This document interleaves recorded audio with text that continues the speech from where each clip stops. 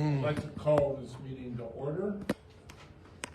May we have a roll call? Carolyn Baller. Present. Mike Gallarfano. Present. Karen Fisher. Here. Carson Green. Present. Deborah Johnson. Here. Diana Holland. Here. Dave Kruger. Absent. Bill McCartan. Here. Stephanie Pico.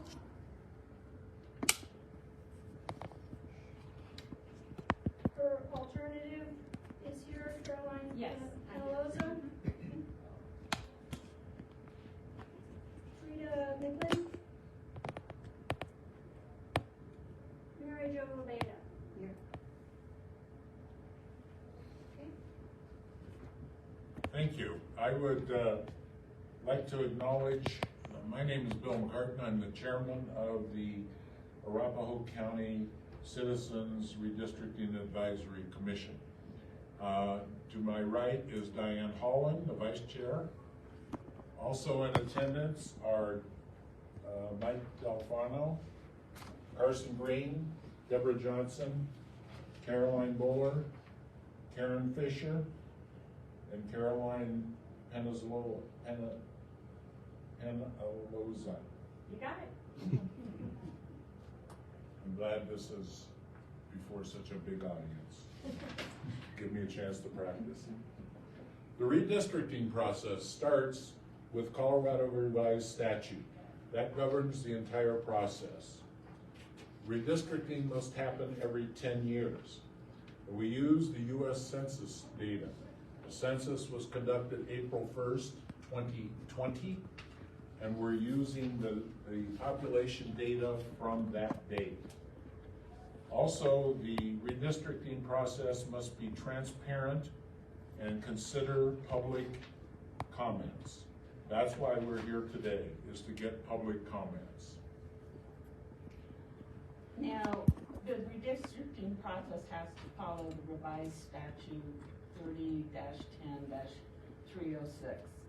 What it really defines also is the necessary criteria that we have to meet in drawing each of the maps.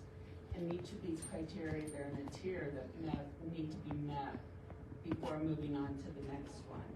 So as you can see on our presentation, first and foremost, the purpose of redrawing the districts is to meet the population so that it's within close proximity to each other.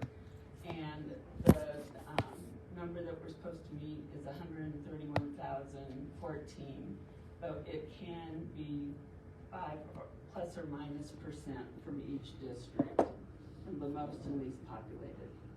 Then as much as, we're on the tiers, so we go. As much as possible, we reasonably have to preserve communities of interest, such as cities and towns, and keep districts compact.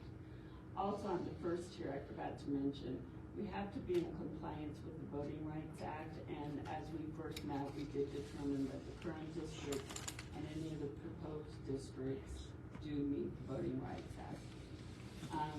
And then last, we look at, after all those are met, is if there was a way to maximize political competitiveness of districts. And sometimes you're able to look at that, sometimes the population within an area, you can only maximize it as much as possible. Next slide. So the next steps, what we're doing is having 5 public hearings, 1 in each district, and we really want your comments to be input, and then we'll possibly make changes to the proposed maps. Also, this information can be looked at online on our website, and you have the ability to see the 4 proposed maps, the current district, and there's actually a software there that you can draw your own map to submit. And then the Board of Commissioners will submit that to them. Basically, we need to do that by June. They may, make some more changes and they'll have public hearings and then they'll vote to adopt the final district map probably by August.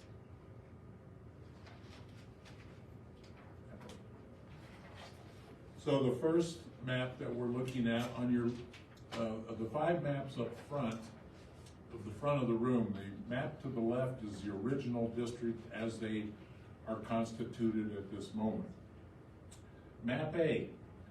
In drawing map A, one of the criteria that was chosen to create that map was to use roadways as the primary divider between Commissioner Districts 2 and 3 and between Commissioner Districts 4 and 5. It also connected Glendale to Commissioner District 4 via Leetsdale Parker Road.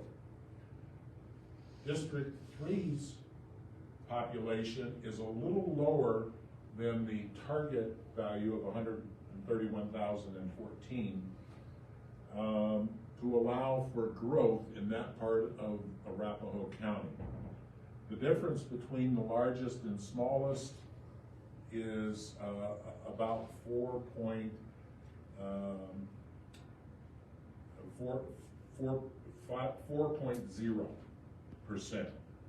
So it falls within the plus or minus 5%. Communities of interest are the corridor along Interstate 25, the Cherry Creek Reservoir being kept within one commissioner district, and large lots in the southeast corner that have a rural feel are kept within one district. Moving on to map B. Map B, one of the decisions in creating this map was to consolidate the northern part of the Cherry Creek School District within one commissioner district. Also, Glendale and Holly Hills are both included in Commissioner District 4.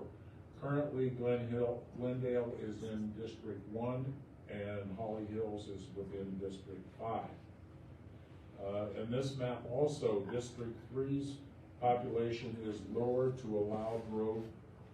The difference between the largest and smallest commissioner district is 4.37%, within the 5% plus or minus. Communities of interest on this map are also the I-25 corridor and the large lots in the southeast corner that have more of a rural feel.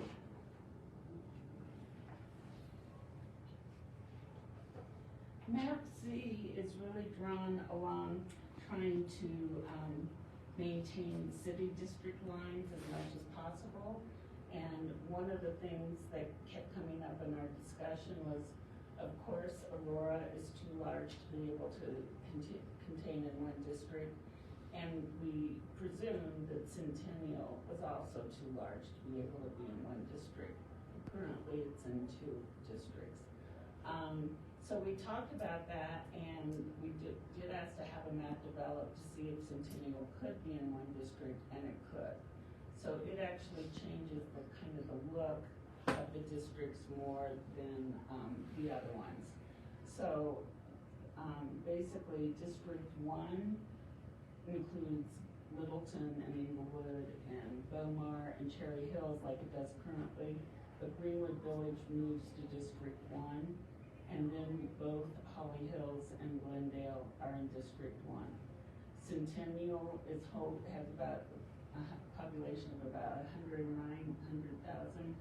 and it's wholly contained in this district, but we did need to add a little bit of population, so that included Foxville and some of the other kind of unincorporated areas to make up for that.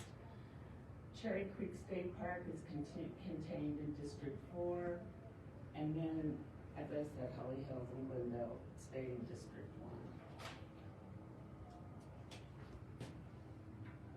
I can't get the page.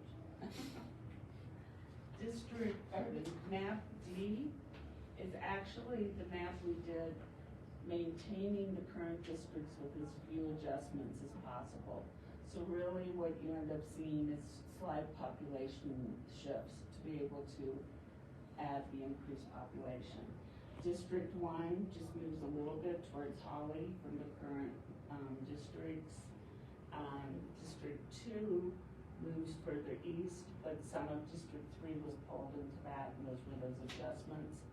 District 4 basically just had some population added, but we were careful not to divide up a couple of neighborhoods on that northeast part, and District 5 moved east a little bit. District 3 we kept smaller again, just barely, just a little bit to allow for the growth. The communities of interest were that we maintained the neighborhoods in District 3, Aurora Knolls, Hutchinson Heights, and Seven Hills. And the Lake Shore neighborhood was left in District 4, not split. Okay, we are going to open this up for public comments. People can also go to the website www.arapahoegov.com/redistricting to submit any comments or to create your own map using the draft tool that's in the website.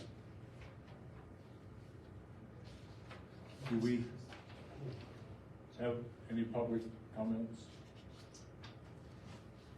We have no one in the telephone in queue. the queue.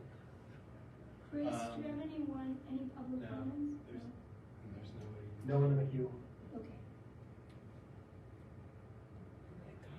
We did have 5 people watching. If you want to maybe remind them just again about the website. Okay. Again, the website is www.arapahoegov.com/redistricting. Also, the report that I summarized all the criteria we looked at and a copy of the maps is on the webpage that you may want to see as to how the maps were developed.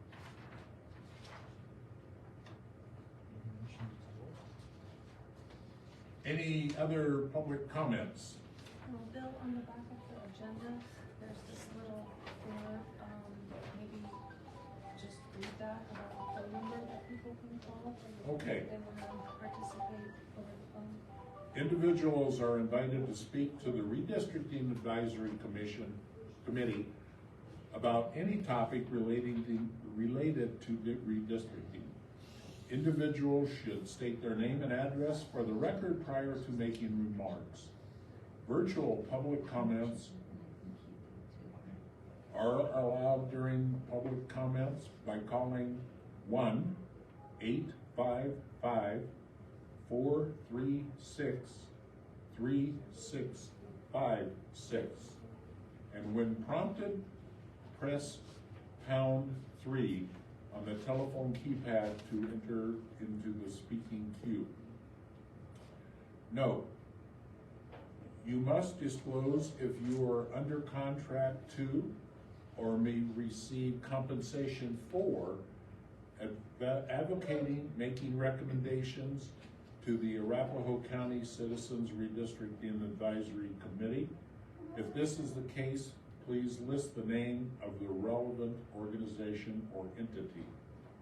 The meetings will be live streamed on Facebook Live, found at www.facebook.com/Arapahoe County.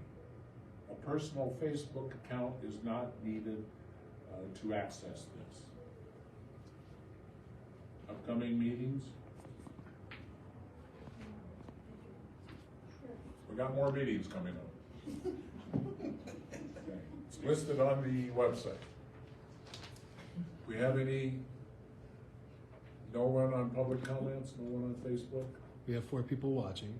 Okay. No Well, one has made a comment. thank you for tuning in to us. If you have any comments, don't forget www.arapahoegov.com/redistricting. You can also attend one of the 4 remaining public hearings that we have available, and those dates are on the webpage. Thank you. I'd like to move that we adjourn this meeting. Second? If that's. All in favor? Aye. Opposed? Meeting is adjourned. Thank you very much. Yeah.